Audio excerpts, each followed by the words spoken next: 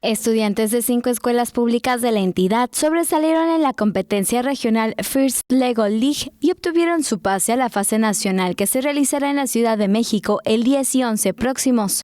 Por primera vez, Mérida fue sede del evento clasificatorio en el que participaron más de 50 proyectos de primarias y secundarias de Yucatán, Quintana Roo, Campeche, Veracruz y Tabasco.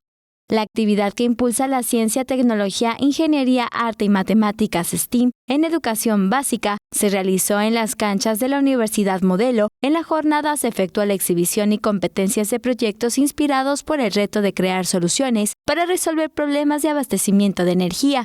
Se entregaron 6 pases para la categoría Explore y 7 para la modalidad Challenge, de los cuales 5 fueron para estudiantes de 5 escuelas de la CEGEI, las primarias 15 de Mayo y Venustiano Carranza, las secundarias Técnica número 2, Estatal número 5 Eduardo Ursáiz de Mérida y la telesecundaria Juana de Asbaje de la comisaría de CPETS de Tixcacalcupul.